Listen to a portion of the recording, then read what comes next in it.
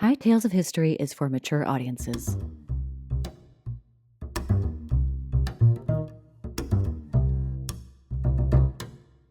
Welcome to High Tales of History, a history podcast where two sisters get high and surprise each other with a story from history's past. I am Laurel, the older sister. I'm Katie, the younger sister. It's my last episode for the season. Oh, and it's the penultimate of the season. Don't worry, folks. Yeah. It's my last episode for the season. It's the penultimate episode for the season. Katie's going to finish it all out. I'm going to be the third base manager that's like rounding you to home, like, go, go, go, go.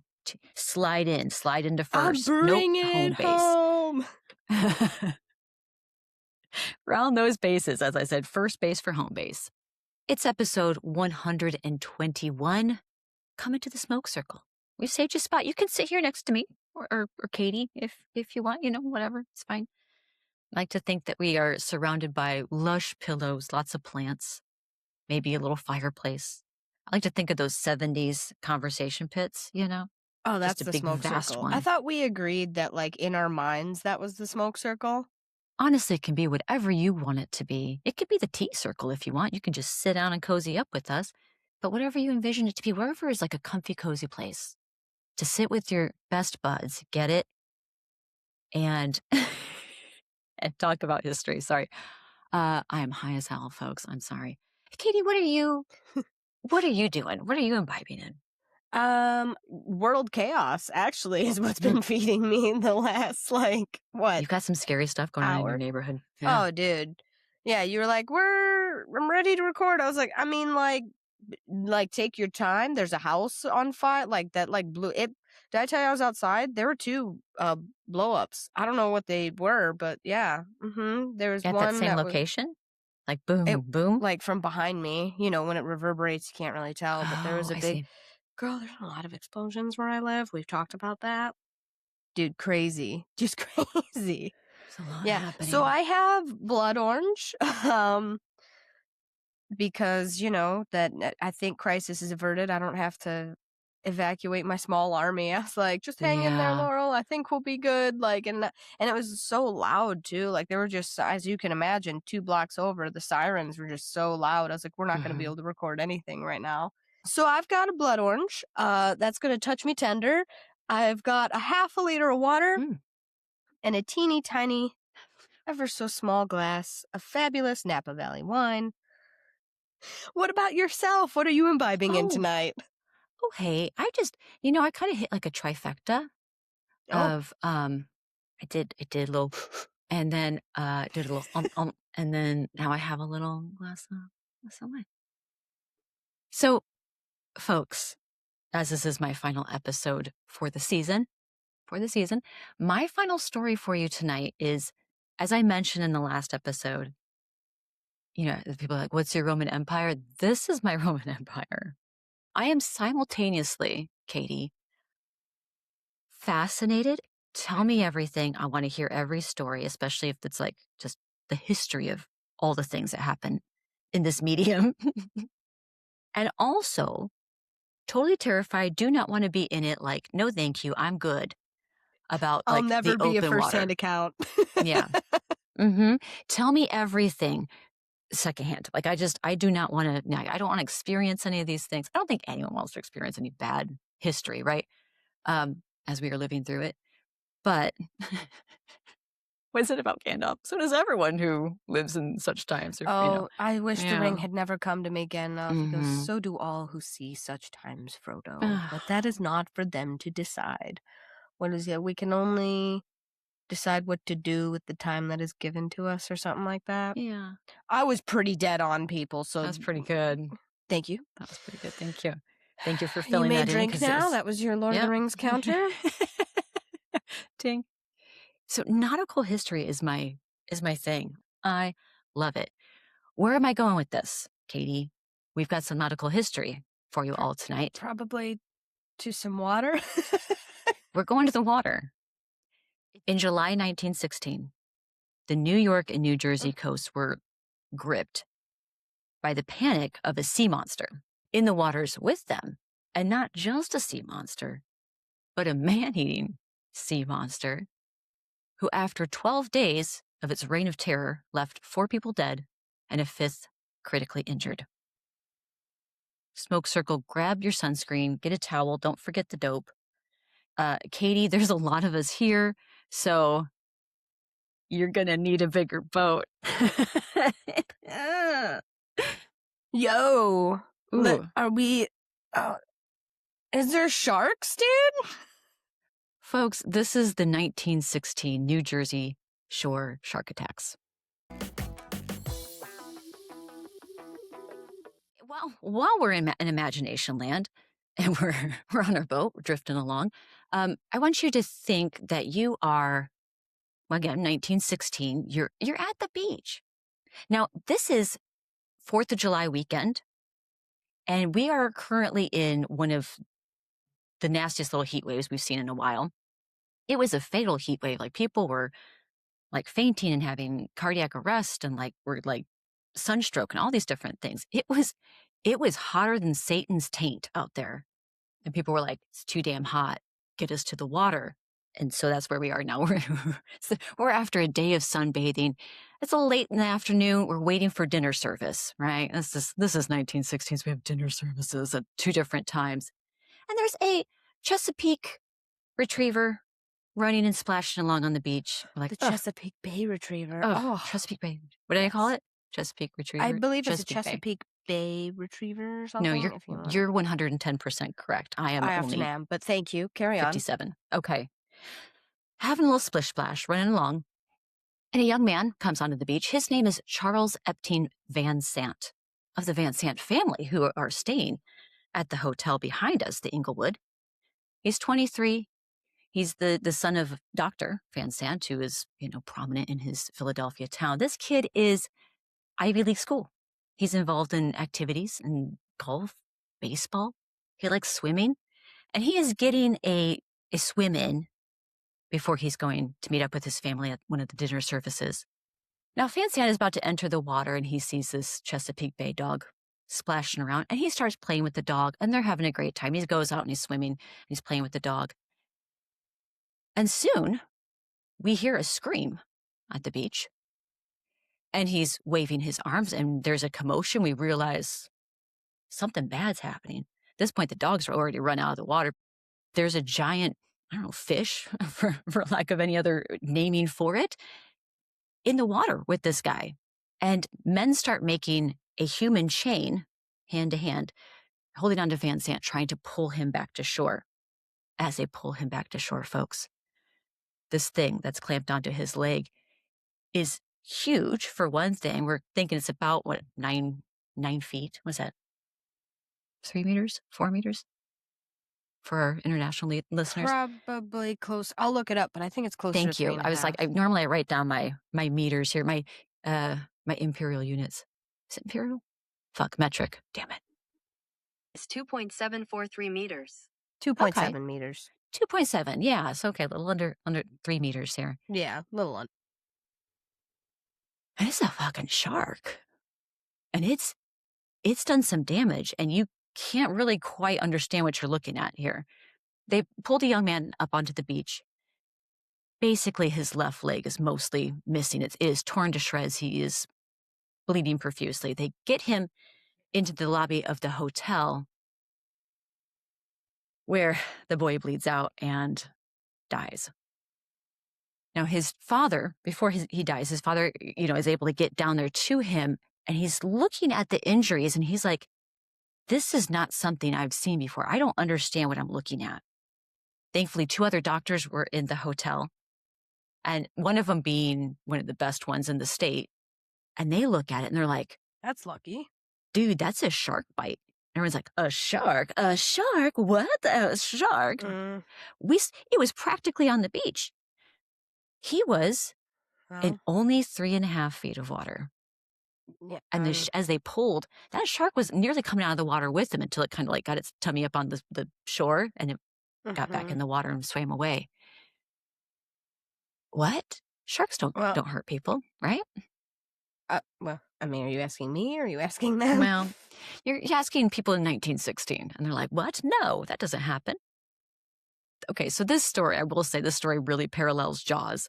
I'll say. Jaws Jaws was kind of inspired by part of this story. There's other additions to it, but yes, Jaws is a little bit inspired by these shark attacks.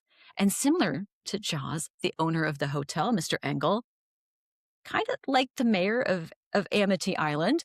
Oh, look here, I'm wearing my Jaws 3 shirt, which is the superior of all the Jawses, right? Obviously, guys, the first one is not a masterpiece. It's Jaws 3. That's I was literally about to be so triggered when you said that, and I was like, "Oh, she's kidding." I was like, I was literally like sat forward. I was like, "Hold on." I was like, "Whoa."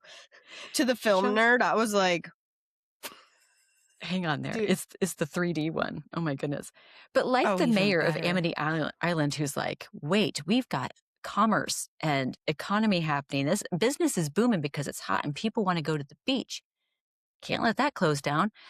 It's fine. Keep the beach going. You know what? Sharks don't hurt people. It was probably a sea turtle or tuna. So people, despite what some of their eyes were seeing, so but the people that saw like the injuries in person were like, oh yeah, this is not a sea turtle or a tuna.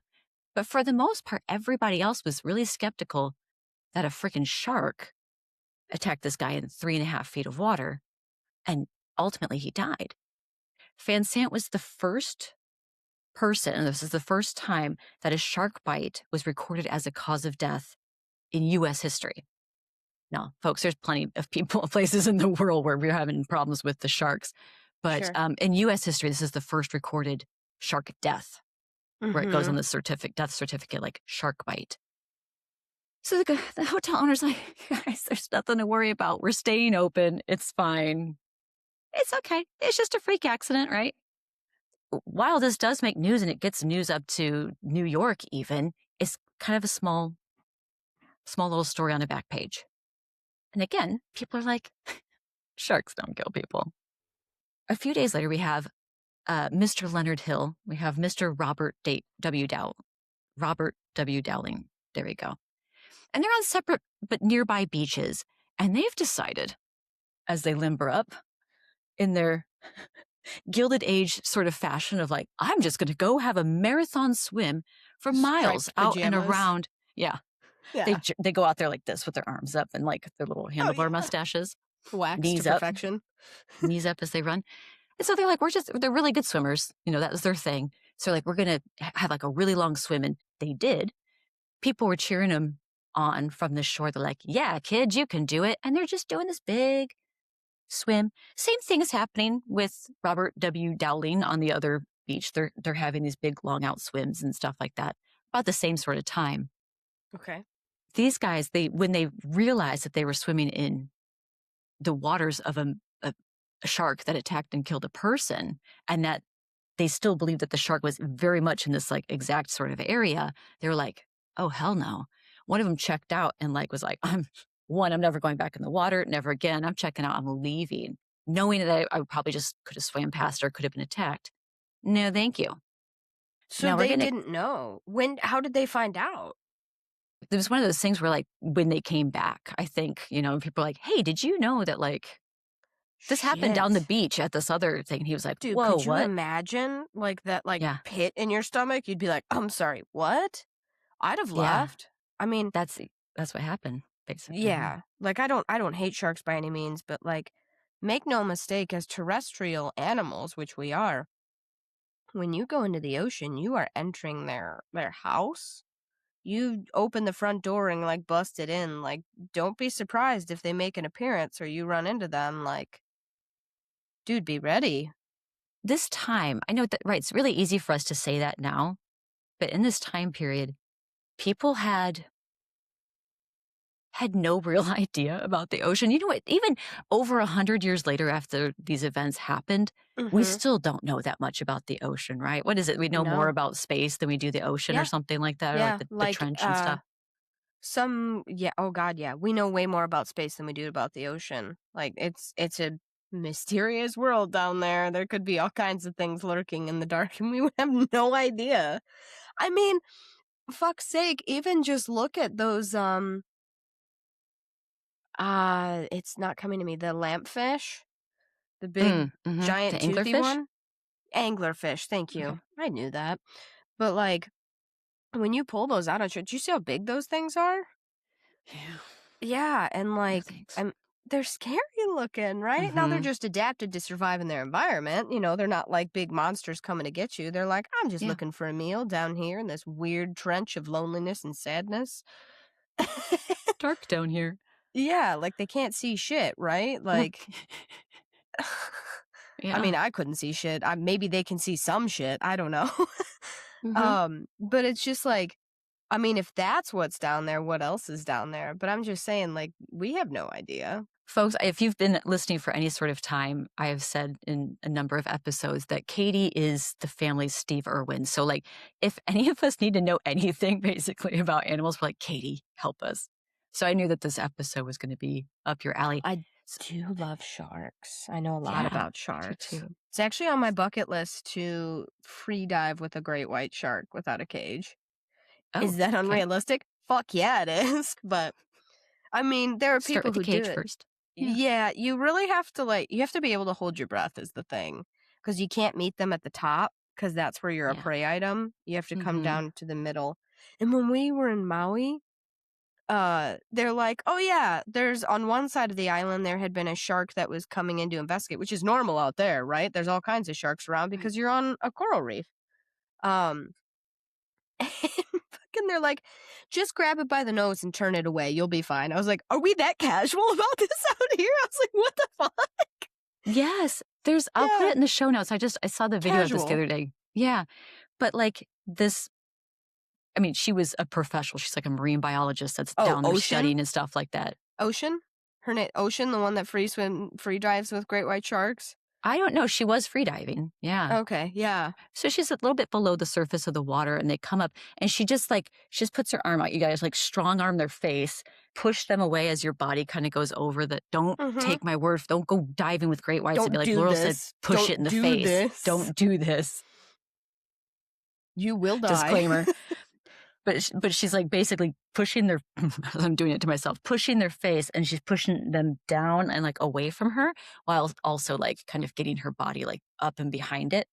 So it doesn't like re-enter her like space again. And they're just Yeah. like, oh, okay. Yeah. They come out, the mouth starts to open. She's like, no, get out of here with that mask. And they're like, oh, sorry about that. I know. Like, what? Yeah. Wow. And really, like I keep saying, like, a shark, there's nothing that a shark could do. A shark wouldn't attack us. Wait, I wish I could do it. before Yeah. you go on, Yeah. let me put my guess in now. It's either going to be a bull shark or like a juvenile great white, because in that level of water. I would say tiger, but I think tigers are confined to warm water. I don't think tiger sharks go into cold water. But bull sharks, they're there. I know they are. I'm like hoping I'm right. Don't let all my Shark Fest time fail me now. Well, I'm glad you say this because I was just about to say people are like, the sharks don't hurt us. But no, because sharks and even great whites and like dangerous sharks, they exist in this area still. Again, we're talking about the northeast coast of America. So they exist, but for the most part, anything that was like closer to the shore were leopard sharks, which sound like they should be scary, but I guess they're rather docile, and angel sharks. So like people are like, yes, we've seen sharks before. We have swam amongst them and we've not had a problem. That's because those white guys are like, I don't want to kill you. I Yeah, got if it's a fish reef here. shark, Like, reef sharks won't bother you, dude. The little black tips that everybody's like, I went and swam with sharks. Yeah, you swam with a reef shark, dude. You swam with like the Ford Pinto of the sharks. Don't even go there with me. Sorry. I'm sorry, reef sharks. Like, you're great sharks. Like, you won't die with them. That's great. Like, but like, if the great white is like the Lamborghini, yeah, I'm putting Lamborghini above Ferrari. Fight me. Reef sharks are like the Ford Pinto. Okay. Nurse sharks are like the minivan. Everybody hop on. That's a whale shark. Just get on. It's fine. It's like the... No, the whale sharks are the Guinevere vans. What do you call those old Chevys? What were those called? the big Chevy vans with like the round window in the back. Yes. And All like right. those things were like Yes. manufactured in Lazy Boy. They were so comfortable. Do you know what I would give to have one of those right now? Sharks, dude. Sharks.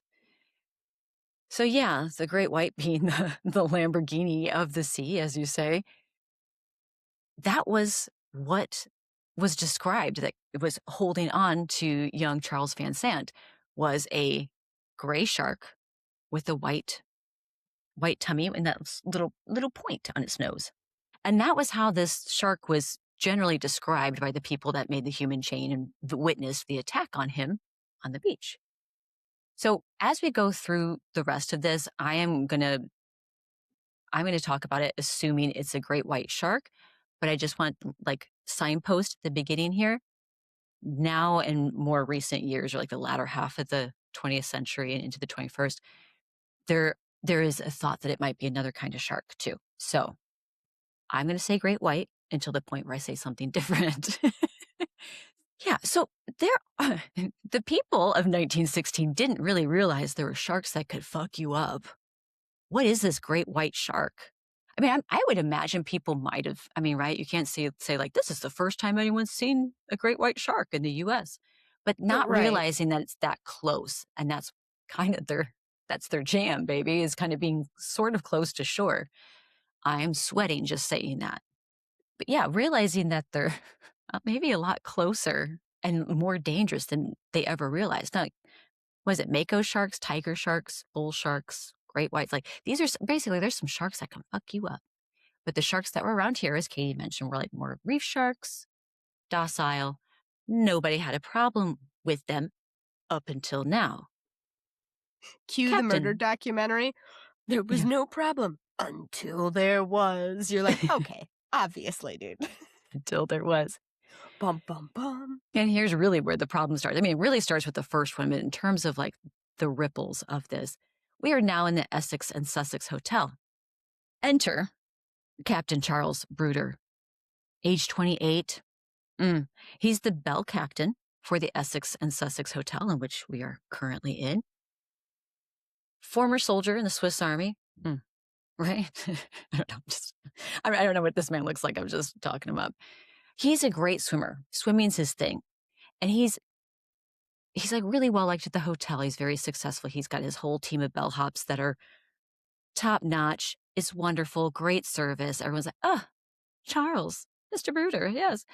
It's great. They love him. He's a really good swimmer, and he would like regale the folks of the hotel with his stories of like races and during the social places cocktail that he went, hour, reefs. Yeah. So, which is fun, you know, when you have a employee in your hotel that can like add some like atmosphere, you know, and talk and about personality. Yeah. So that's what he was. And, you know, because it's as hot as Satan's taint out there, or hotter, I don't know what I said originally, he's like, bellhops, let's take a little lunch break. Everybody get your swimming gear on. We're going to go outside for a swim. I've heard, I think what also happened is Charles also caught wind of these two guys that just earlier in the day, like did this marathon swim that everyone was like, oh, look at those guys. He's like, well, they might swim good, but you should see me swim. I win things. And so maybe he wanted a little bit of an audience. I don't know. But he's like, I'm going to go out and do a long swim. Did I mention that it's July 6th? So we're a couple of days later. We're at Spring Lake, New Jersey. Okay. Spring Lake. So Katie, if you want to refer to the map, I'll put the map up here for everybody. It's just a little bit further north up the coast. I think it's 45 miles or 72 kilometers. I'm with you. I'm there. Yeah. There he goes. He's swimming out. This is the most awkward swimming motion. I also don't know what I'm doing, and I don't want to knock anything over. He swims out, and he is attacked. And he is attacked 130 yards, 120 meters from the shore. Again, rather close. Not quite 3.5 feet of water, but rather close. You know, people can see him quite easily. And when he's attacked, speaking of seeing him from the shore, when he's attacked, he's it's thought that he's kind of like pushed out of the air a little bit, you know, when like great whites attack, they kind of hit a little bit harder and they like knock their prey up. Not like a huge breaching thing, but like in this instance. But they'll spin you out of the water a little bit. Like when they hit you with that impact, dude, that's like, yeah, they're a very powerful fish. Again, are. yes, I christen them the Lamborghini, but they are fast. Great white sharks are not slow. And such that a woman on the beach hears a scream out in the water. As she looks up, all she sees is red. She Oh my thinks God. a person in a red canoe was tipped. She thinks it's the hull of the canoe. Oh my And she's God. getting the surf captain and like alerting people. Like, that man in the red canoe's been upset. Is it upset as in turned over? Right. And they're realizing, oh, there's like, no, that's not a boat. That's blood. Like, they're close enough they can see what's going on here. And like, oh my God, ugh, get him. They send 2 surfmen out on a motorboat.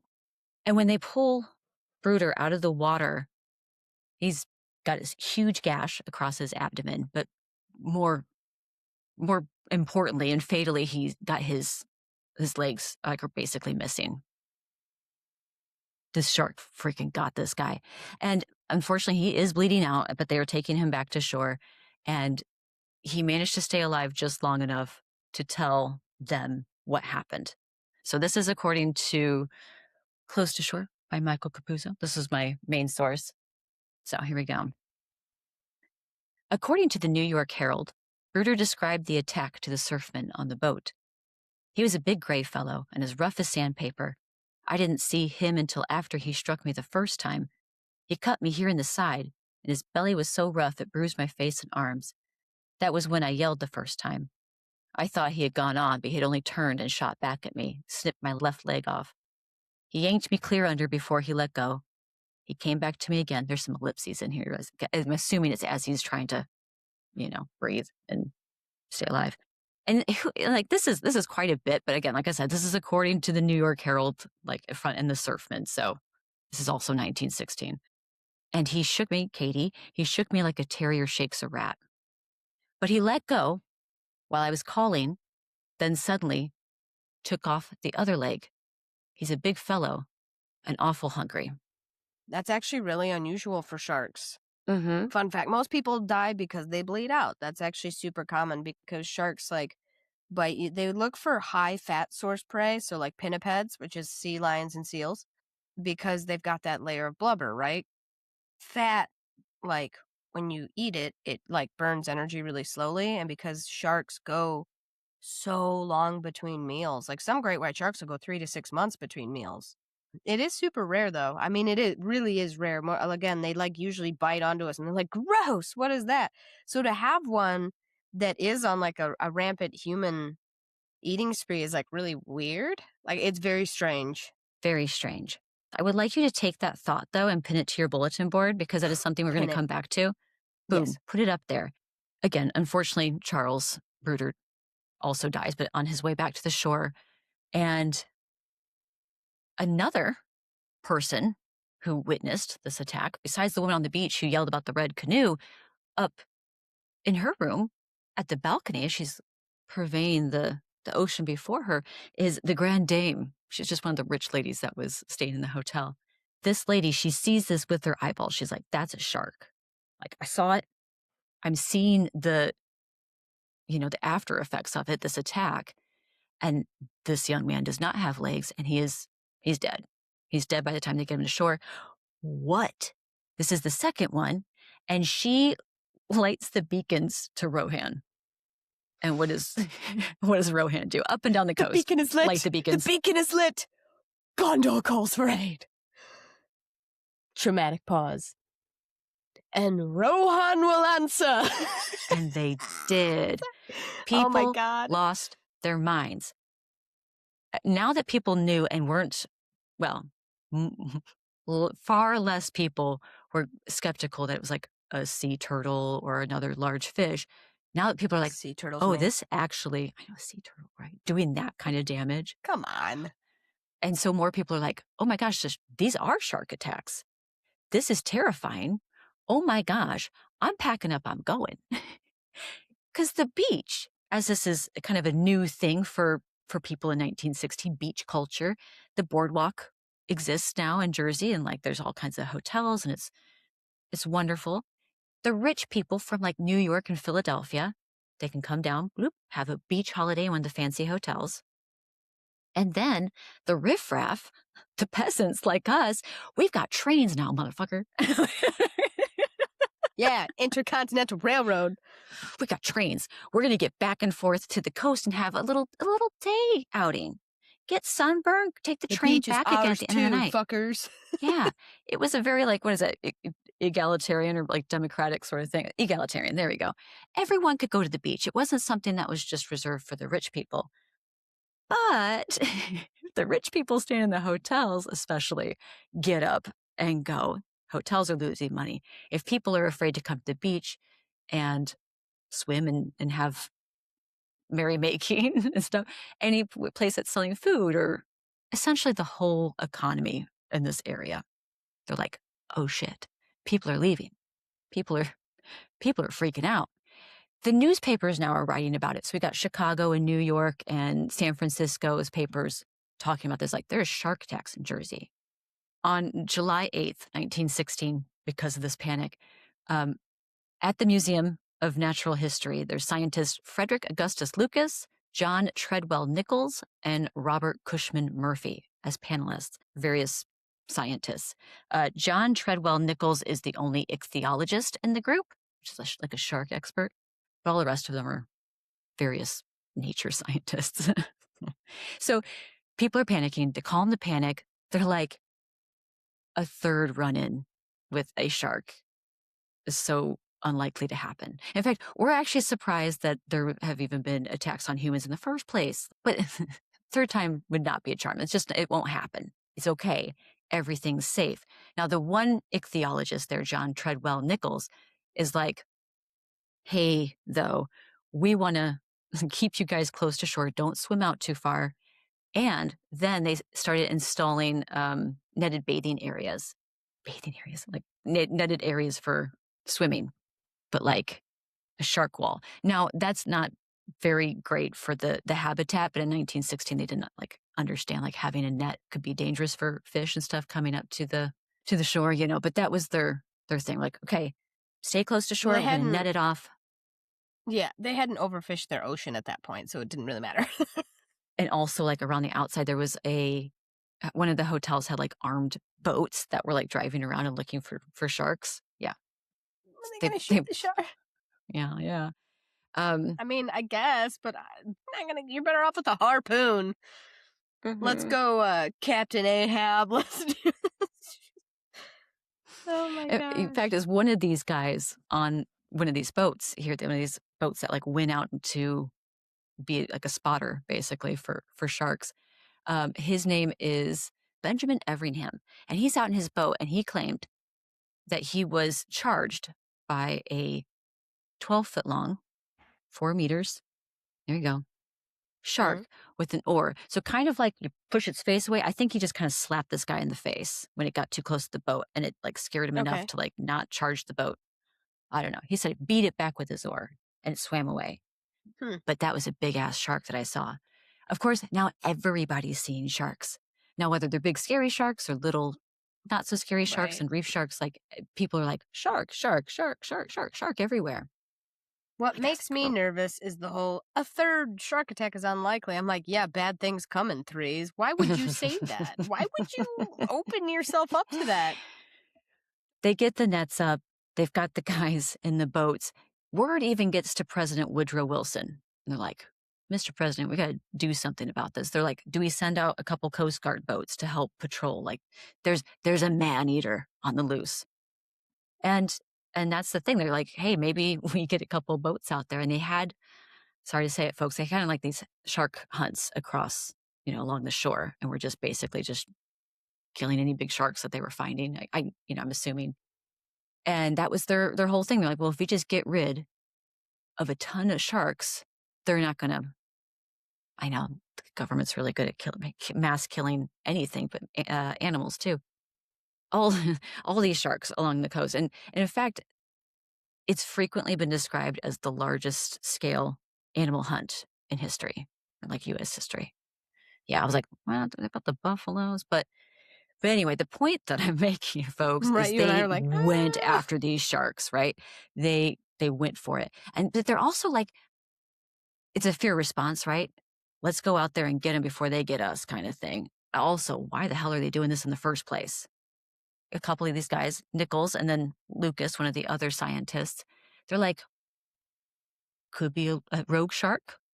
Like that's something that we put forth as a theory. That's something that some scientists talk about, that there could be a shark that just kind of goes rogue and it's like, I'm going to do things that aren't typical within other sharkdom. I don't know. Especially if it like is a juvenile that finds humans are easier eating, like you could develop that learned behavior, you know, but it is not typical.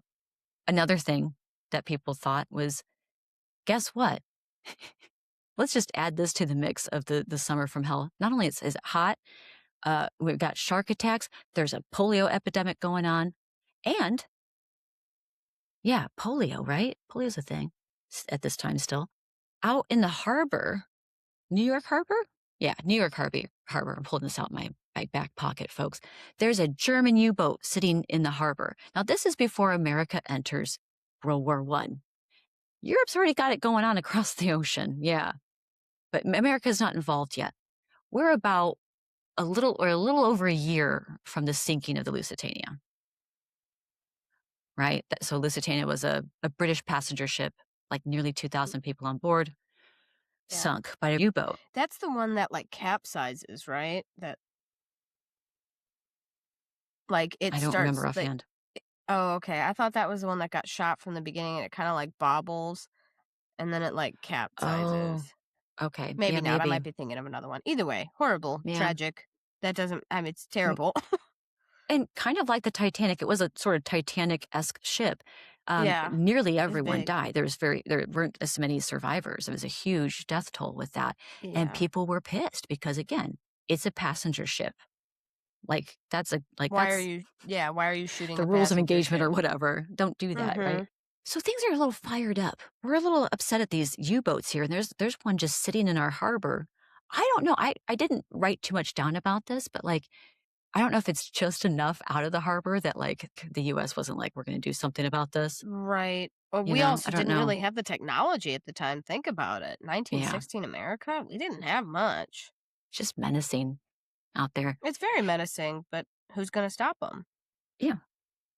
Well, that's just adding to the stress. And part of the theory, well, The one of the sonar. theories was, well, someone thought that like the U-boats, with all like the sinking of ships that they have done, you know, Mm-hmm. that the sharks like, oh, hey, If if I follow them, they blow your ships apart, I get a free meal. It's like vultures follow animals that are like close to dying or whatever. It's the same. It's a very similar idea. Yeah. So that was a theory That's that was really put fucked forth up. as well, too. There's not much credence in that one, but people were like, what if that's Right. what's going on? Because shit's weird, right? So all the beaches are now netted up out there in the water. We're going to go a little bit further up north to Matawan Creek. It's near the town of Keyport. This is not one of those little coastal towns, you know, like with the boardwalk and like beach culture and stuff like that. Katie, this is kind of like a Midwestern town. It's got a main street. You know, people are like the butcher and the mayor or something like that, you know, like that kind of thing. And also, that's because this is not only 30 miles, 48 kilometers north of Spring Lake, where that second attack happened with Bruder, and also about 11 to 15 miles in from the coast. Okay, so we're north and we're in quite a bit. Around 2 in the afternoon, there's a group of local boys that were playing. And my book, I haven't seen this in anything else, but my book said that like it was it this book? Anyway, one of my sources had said something like a sympathetic foreman, you know, let the boys play on like during their shift because it was so hot. And I was like, oh yeah, that's right. 11-year-olds were like pulling like, I don't know, 14-hour shifts and stuff like that. And I was like, Right? what in the Upton Sinclair is this? But Yeah. I don't know. But the boys were playing in the creek, whether they were in the factory or not. They're splashing around, getting cool. How big is this creek? It's big. I guess it's got to be big enough, right? Because when I see it on the Well, my map, thought so is if like, you is it like river size? Like, you know, like a river that like you and I would know, you think? Or is it more maybe like like our creek that we kayak on size. I kind of imagine something a little bit bigger than that. Okay, that's what I I don't did know, though. too. Because But I if know you where look this on is the map, headed. okay. I did You'll look see like at how it. it kind of cuts in a whole lot on the curve It's of got to be closer to New like a Jersey. river. It's got to be like a really big creek, small river. Okay. Mm-hmm. Sure. Okay. That's terrifying, though. Yeah. And I you don't love think it. you're safe. And they thought they were safe. They first think they see like a dark piece of wood floating in the water. They get a little bit closer. They see a dorsal fin, boop, that classic shark thing, dun, dun, dun, dun, out of the water. And they're like, get the fuck out of the water. Go, go, go. They're trying to scramble up the banks as quick as they can, but young Lester Stillwell, age 11, is grabbed and pulled back underwater. The boys fucking sprint to town. They're like, we need help. Lester back at the creek, something's got him. Now, thankfully, guess he was killed probably pretty quickly. But they get the help of several men, one of them being Watson Stanley Fisher, age 24. I think he's the tailor in town. He's got like a tailoring business and it's very fashion forward and in vogue, kind of thing. They're all running, and Mr. Fisher here, they find Lester's body in the creek, and he's like, I'm going to go get it. So he goes in the water to get it. Now, they thought maybe he drowned because he was epileptic. They thought, oh, the boys are panicked because he might have had a seizure and drowned. Yeah. Right? And that's what they thought, but then they're seeing there's a lot of blood in the water. And they're not really realizing there's danger in the water still. Fisher is attacked as he is getting. I was just going to say, with all that blood in the water, ooh. Mm-hmm. Similar to Van Sant's injury, it's Fisher's right thigh now, and was so severely injured that he also bled out. Not as quickly, but enough that a few hours later, he was pronounced dead. So Lester's body was recovered 150 feet upstream, like near a dock or something like that. So he was able to be put to rest.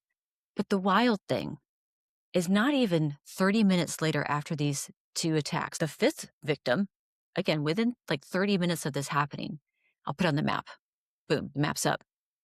Joseph Dunn, 14-year-old, swimming in the water. He's attacked as well, too. The shark. 30 minutes later? 30 minutes later after the hell. attack. Yes. And he's bit on his left leg. And it gets like really badly injured, but his brother and his friend were there playing with him. And so they're like tug of war with the shark. They're like pulling him out. Joseph recovers. Thank God, right? He recovers and he's got his injuries, but he lived, right? And he was describing the attack, and one thing that he said was he felt his left leg like going down the shark. He's like, it would have killed me. Like he would have just chomped. My God. I was like, I don't know. No, child. I felt it going down his throat. Get it? No, young sir. No. I'm going to have nightmares about that. Sorry. You know how I am with dead bodies in water, Laurel, and that's all we're talking about today. But the reign of terror ends on July 14th when a taxidermist, here's a title here, a taxidermist from Harlem, New York, and Barnum and Bailey's lion tamer, those were his two roles. Yeah, yep. Michael Schlesinger catches a 7.5 foot, 2.3 meters, 325 pound, 147 kilograms, great white shark while fishing in, the Raritan Bay, which is like just some miles from that Matawan Creek, that mouth where these attacks have happened. Mm-hmm. He says the shark nearly took him down in the boat. This is very Jaws. Like I said, he said like he very nearly, the shark very nearly sank the boat while he was like battling with him, but an oar broke. And he said he killed it with an oar. Because he had to hit it on the head. So he pulled it up into the boat and it started thrashing. I guess. I don't know if it like caught onto a fish as he was reeling in. Maybe. Yeah, that's possible. Anyway. That's the only time I've ever caught a bass, fun fact. I caught a bluegill, reeled it in, and I had a, like, 6-pound bass on the end of my thing. I'll never have a fishing story that good ever again. But It's good. it does happen because the fish is struggling and stressed, right? And the sharks lock on to electrical impulses when you're, fun fact, they can like sense all of that. So you can't hide from them. You can't hide from a shark Can't because do it. even your heartbeat produces an electrical impulse, right? They can track all that. I don't think people appreciate how big great white sharks are. Like terrifyingly big. I don't want like you to hate them. Like when I say that, like they're a super important part of like the Earth's ecosystem, but they are not. They're an apex predator for a reason, right? This is just Megalodon's like grandchild, right? If you're speaking in terms of evolution, he's just a little Megalodon. That's all he is. So like, and sharks are older than trees. Fun fact. The dino nerd knows. But So many fun facts. Just thank you. But they're built for their environment and they make it happen, man. It's also worth noting, Katie, because you mentioned this earlier, that it was a juvenile great white shark. When they cut said shark open, there's, the random, I don't know, the shark stuff, like fish and License whatever, plates, license tires. plate, things like that in there. Yeah. There is sometimes like tin cans and stuff you find in sharks.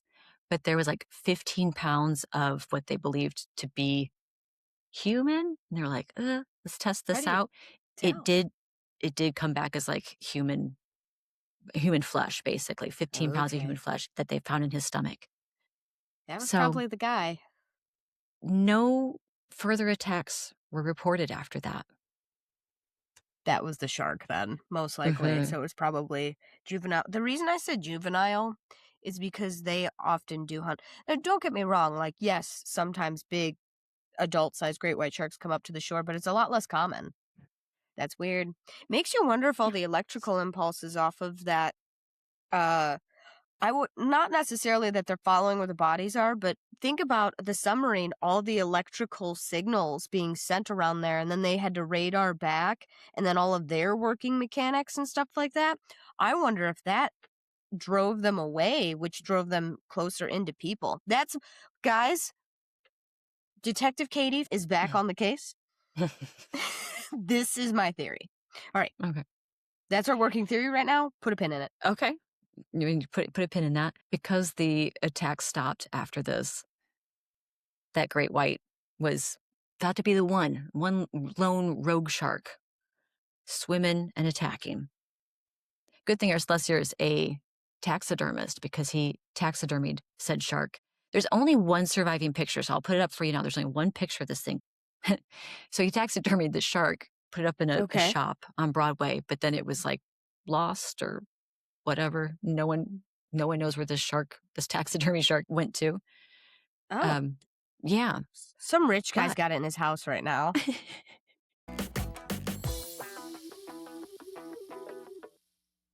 Stretch it out. We have been cruising these shark-infested waters for a bit now, so let's throttle back, take a little break, maybe roll another one up.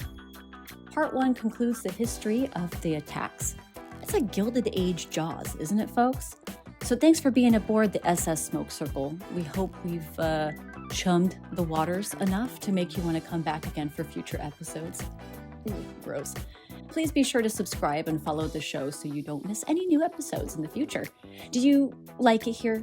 Do you really like it here? Really, really? Rate and review the show on the platform you're listening on so more people find us and can join our little history party.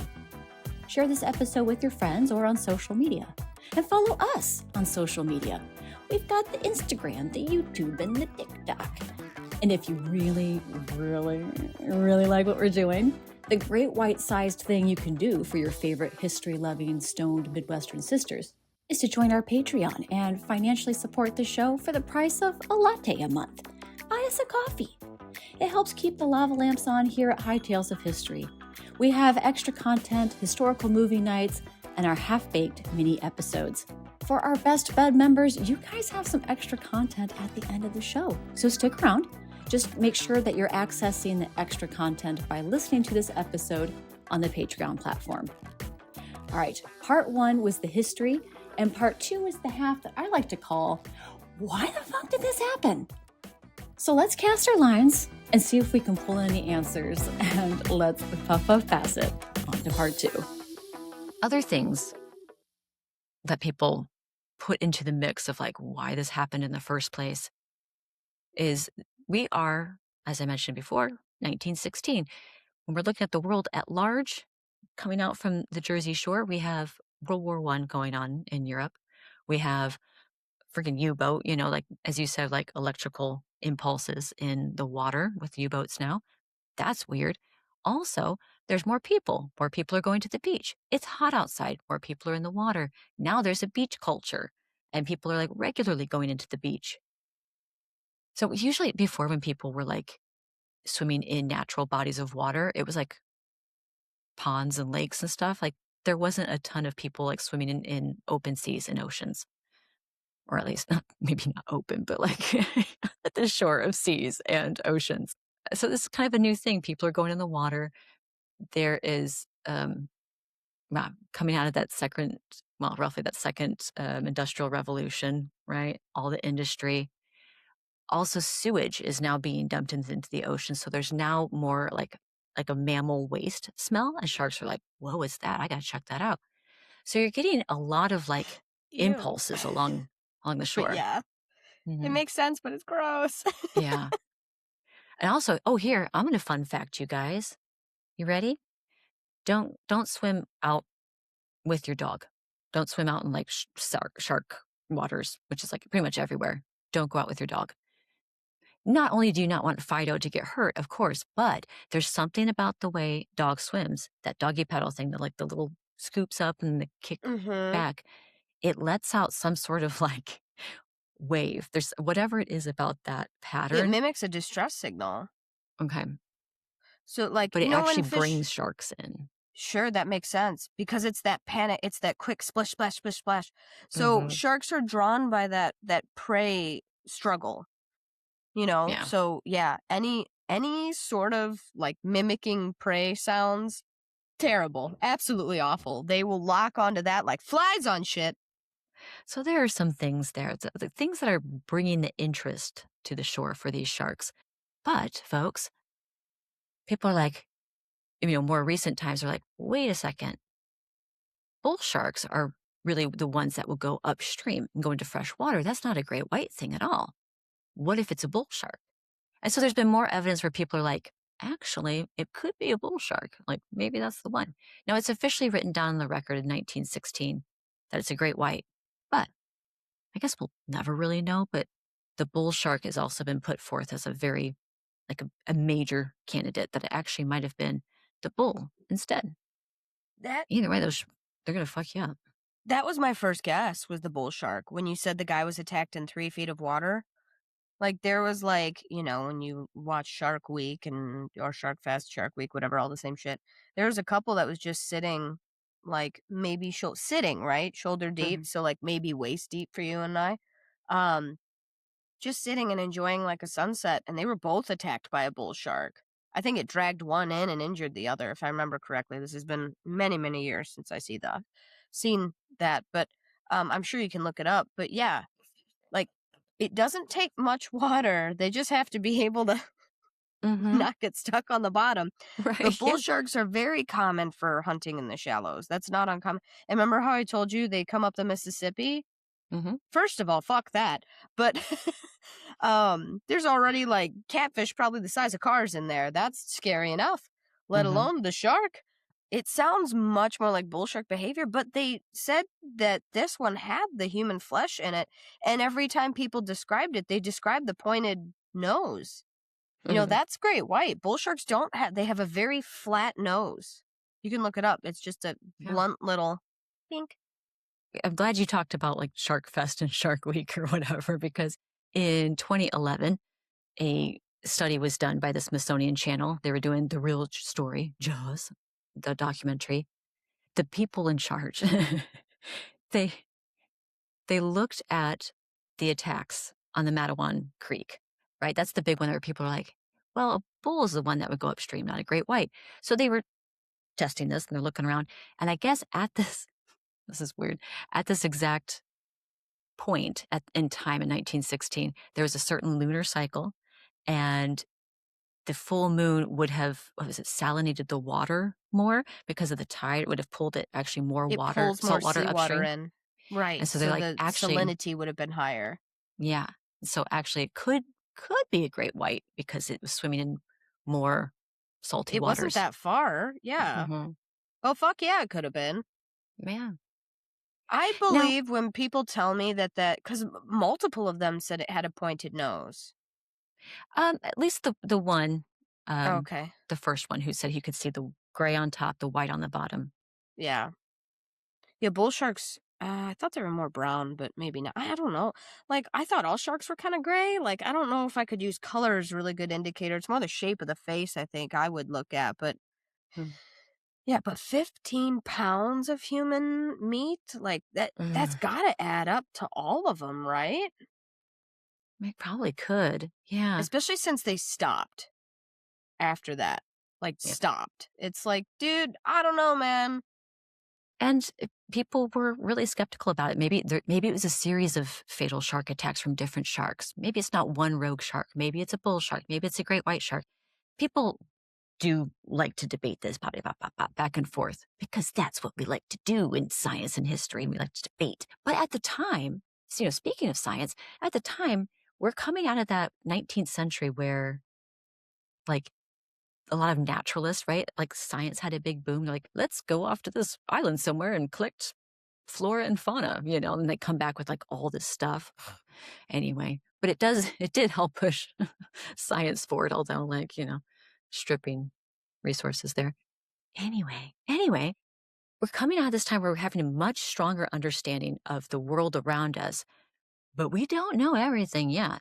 And especially when it comes to great whites, even like over 100 years later, they're not able to be kept. Like, you can't capture one and like study it. It hasn't happened. I think then they try to do that and it like killed itself against the glass or something like that. Like, Yes. they tried to capture a Uh, great white in a tank. They've Yeah, actually there's or been something. multiple It instances kept that like they've had dying. them.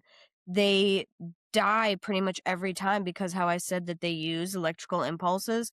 Uh they because of all the machinery, the pumps, also for certain species, they actually put weights.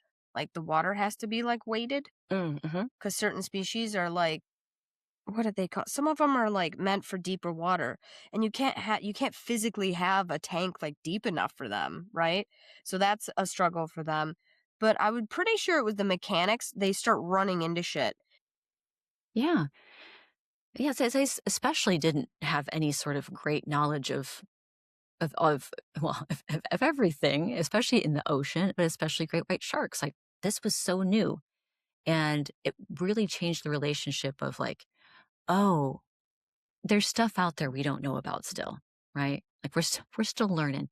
We went from like, earlier centuries where like sailors would be like, there's krakens and mermaids and sirens and, whatever, right? And now they're actually like, what, sea monsters, quote unquote, are real? Like, there is real To be scary fair, stuff. Hmm. to be fair, great, like giant squids do exist. I'm just gonna Hmm. leave that there. No, but that's the thing. We're able to now put like a name to it. So like, it was like lore. And I was like, oh, like, there are things there that are like big and scary in the ocean. There's a bit of like, I don't want to go so far as like hubris, but like, people just were like, the sharks don't attack people. This is how it goes. There's even this story of, what's his name? Herman, look at my notes here. Herman Ulrichs. There he is. And he is like the quintessential early 20th century man. Like, outfit, but he's got Like a dapper mustache. gentleman. Like, yeah, this Okay. whole thing. He's friends with like Vanderbilts, that kind of thing. He's got a yacht. Oh, He's rich. He's going to marry like yeah. an heiress of the Comstock load, out west. Gold. So much gold. And he's like out on this yacht with his Vanderbilt friends, and there are sharks near the water. He's like, sharks don't attack people. And he's like one of those like those really athletic guys, like, come on, Yeah. boys, jump in the water and we'll see who can win the race or whatever, And he's like, I'm going to get in the water with the sharks to prove sharks don't attack people. And the sharks were like, hey, man, what's going on? Okay, hey, what's happening? Just swimming around for a little bit. Because they were like probably like chill, leopard sharks or something like that. Maybe. Or nurse shark or like lemon or, reef. Just keep listing Or out they weren't docile just weren't sharks. hungry. Yeah, maybe. Like a hungry shark is obviously more likely to eat you. Yeah, that too. So he puts up a reward just again because this is this guy. He's like athletic and competitive and whatever. It's like, oh, I'm going to put up a $500 reward, which I think I don't know what was that like, probably $12,000 in today money. I don't know. Let I me should have looked find that out. up in today money. How much But in today's money is $500 back in 1916? $500 in 1916 is the equivalent of about $15,276.15 today. This reflects the increase in purchasing power over the last 110 years. Thank you. Thank you. I thanks. could deal with that. Do go any Appreciate more than that. that, I was going to be like, don't. $15,000. $15,000. Holy Rich shit. people. Yeah. And he's like, I want proof that in temperate waters, even one man, woman, or child while alive was ever attacked by a shark. Not like a deceased body, but like in the water, alive, have they been attacked by the shark? And decades went by, and Ola Herman Ulrichs died without ever having to give up said reward. So Damn. surely, by now, we would have known if sharks were going to be harmful to humans. I mean, academia even, they were so skeptical about these bites for quite some time, it seems like. They're like, shark, are we sure? Are we sure, shark? That's what we're going to go with? Until they're like really digging into the evidence and like, oh man, like this is something that really, the Shark lasting bites are impact. pretty characteristic too. You Right? really, That's they what I can't think. really be mistaken for it. You have to be an expert to look at it and be like, oh, I know what shark that was. Like, I don't know that I could do that. I'm not a fucking genius. Enthusiast, maybe, but not an expert. But shark bites specifically are very, very, very characteristic. There's not really anything that looks like them except for sharks. Because they're kind of the only ones that have that kind of teeth. Yeah. You know what I mean? It's terrifying. That's what I think too. The fact that they would Yeah. even think that's a sea turtle is kind of ridiculous to me. It's very like denial. Like, nope, that could just be a big tuna or something. And like what? sea turtles, like I thought for the most part they're pretty vegetarian, aren't they? Like I don't think they really. What sea bite turtle is people. chomping somebody in half I've for taking their seen leg off? sea turtles bite people, but it's when the person is like touching them or pestering them. It's a defense mechanism. It's not like a bite. Like I'm gonna like predate upon you. You know what I mean? Like I was like, no, this is stupid. It's definitely shark. Yeah, I believe them. But the cultural impact of that and the lasting waves from it, as the science has been able to slowly grow around great white sharks, the captured attention of the public when it comes to sharks. Like I said, this is my thing. Give me all your nautical history. Don't make me nautical though. Like I'm cosplaying as a sea captain at with a pipe. I don't know. Like no, a light. I'm the light. You know what I am? I'm the lighthouse keeper. That's me. Oh, I sure. get to like keep Firmly the on land. big sweater Yes. firmly on land. But you get to feel the spray of the sea upon your face. Yeah. Sure. Yes. And look Good out. enough. Yep. Okay, that's me. I'm with you. We're here Fair. now. 1974, Peter Benchley published his novel Jaws. It's his first book. He had heard of these attacks. There's also like other attacks going on in the world. And he's like, I'm going to write a book about that. And, 4 people are killed and they bring in the experts and, the fishing boats and stuff like that to go out and, this like wild hunt. So it's certainly like a lot of parallels. It's heavily inspired by that. But both Benchley and Steven Spielberg, who was the director of Jaws, it's a masterpiece, by the way. I think hopefully everyone that's listening has watched Jaws before. If you have not, please do yourself the favor and go watch that. It was its 50th anniversary last year. Yeah. I've actually wanted to do this story last summer. In the film world, like to capture suspense like how Jaws did, that's the masterclass on suspense is Jaws. Because I mean, most of our horror movies didn't show up till after Jaws. What was Jaws, 1973? 1975. So the book came out in Oh, 74. 75. 75, the movie came out, Okay. was a sensation. But Nightmare on Elm, Friday the 13th, Texas Chainsaw, like all that stuff came after Jaws, didn't it? I think so. I'm pretty sure Texas it Chainsaw would did. be like an earlier one, maybe like 78 or 9, I think that was. I think maybe. Texas Chainsaw 79. 8, Don't quote 79, me. okay. I thought it was 79. Horror movie But fans, help us. right. Point being though that like what year was The Exorcist? That one's not like bloody slasher though. 1974 is actually Texas Chainsaw Massacre. So at the same time, I still think Jaws is the masterclass in suspense. That's what makes that movie. That whole movie is built on like, oh, you want me to stop talking? No, I'm gonna, Oh. but I am definitely gonna say something when you're done. Oh, it is. It's built on music and a dorsal fin animatronic. Like you do see the shark, obviously, but he doesn't come till much later. And that animatronic gave them so much trouble. Like they had a really That's what I'm hard gonna time pull with on. it. Yeah. So it's Yeah. interesting that Go ahead. you mentioned how the suspense is built. So we have Verna Fields. I think they call her like Mother Cutter or something like that. She saved Jaws, folks. Like the shark didn't work. It was like falling apart all the time. Time is running out to make this movie. Spielberg's freaking out. He's like, I think this is like his second ever movie. He's a young director, is my point. And he's like, we spent a lot of money. This is not going to work. Oh my God. Oh my God. Yeah. She takes this footage, this goddess of a woman, and because the shark didn't work most of the time, a lot of shots had to be cut out because like the shark's like not working and doing what it needs to do, or it's like off or something. And so the suspense, as you mentioned, is created in such a way that you don't see the shark for a while. You see the dorsal fin. You do see, like, you have that big reveal at the end, and you're like, holy shit, this is huge, right? But that was pretty much due to her editing. She's like, right, this is how we're gonna make this film suspenseful and able to like tell a good, adequate story here. Which is really funny because it made it better.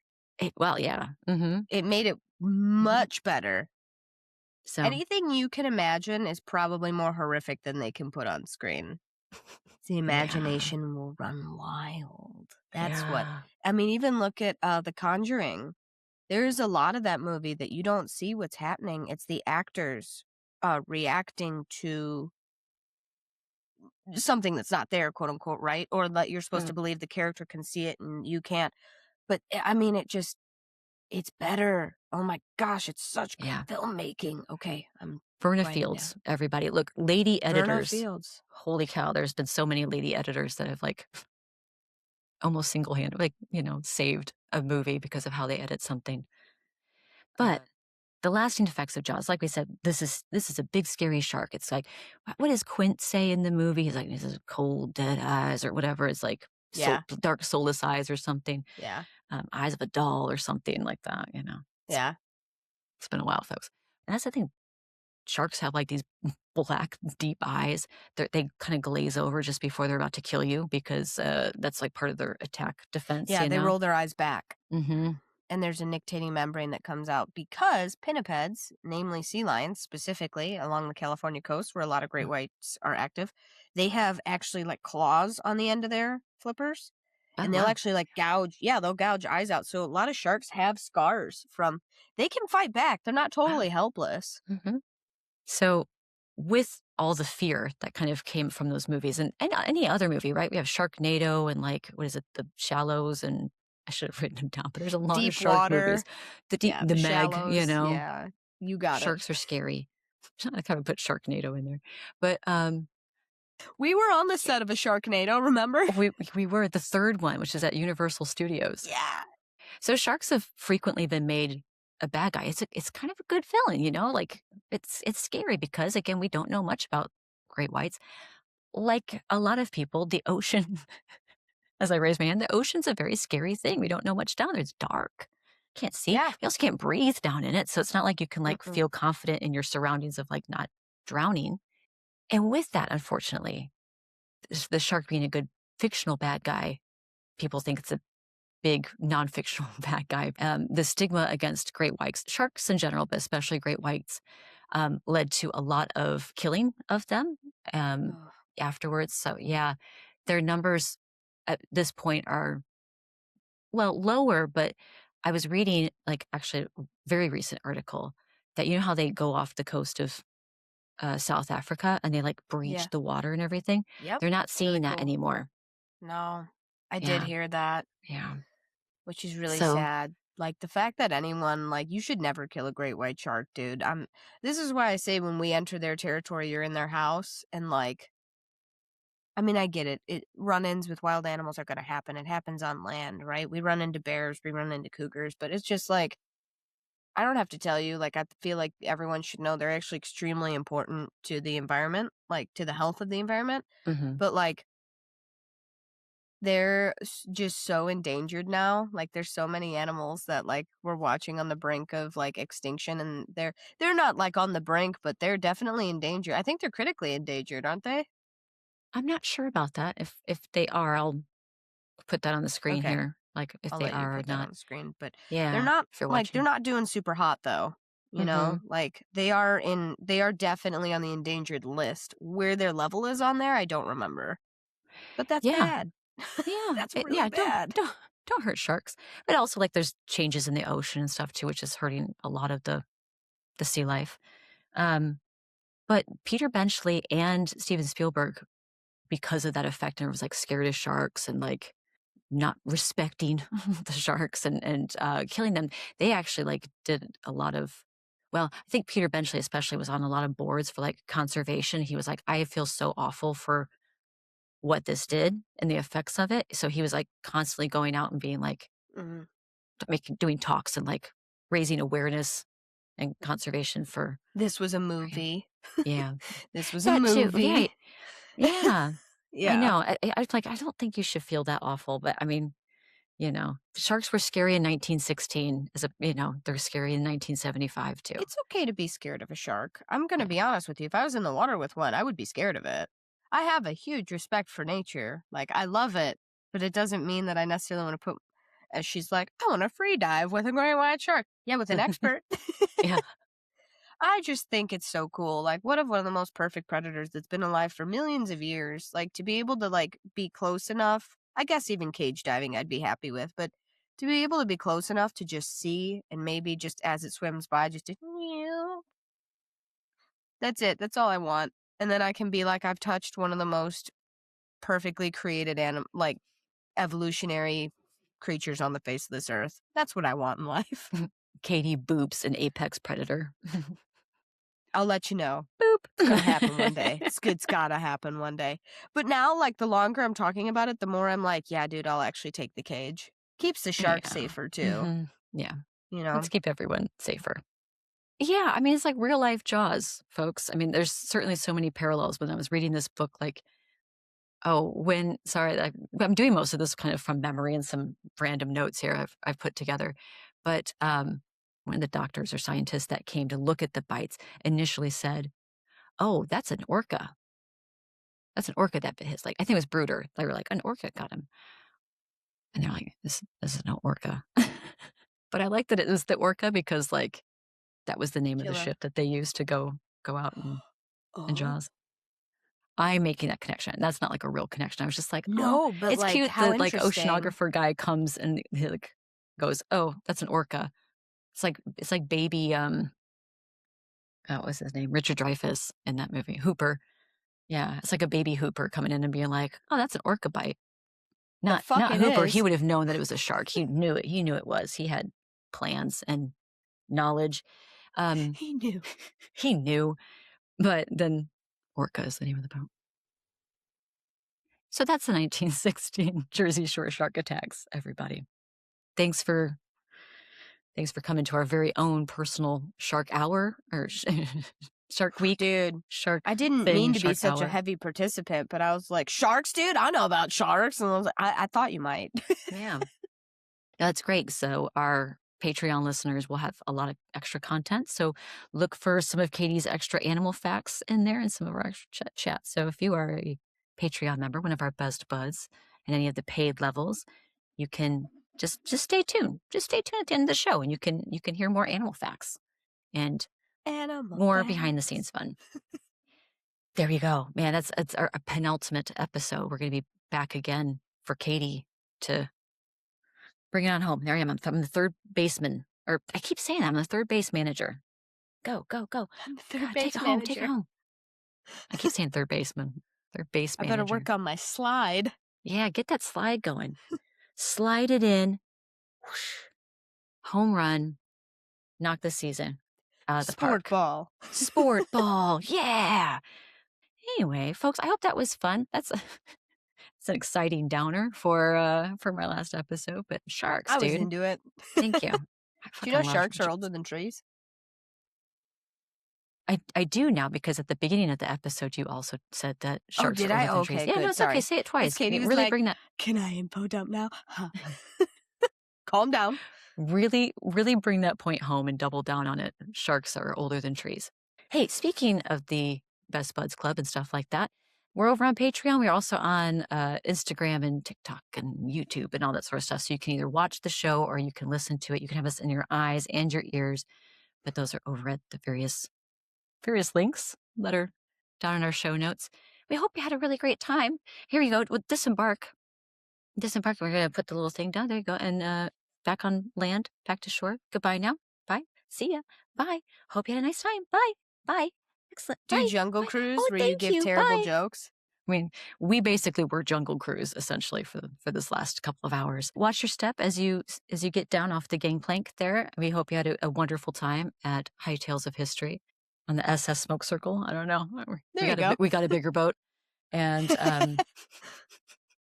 in the meantime, get money, get high, give love, and respect the ocean, dude. Respect the ocean. Respect it, protect it. Don't swim with pinnipeds or your dog. That's what we've all learned today, okay? We're all going to survive. We're going to thrive. We're going to share knowledge. That's what we're here for. There it is. Bye, everybody. Bye.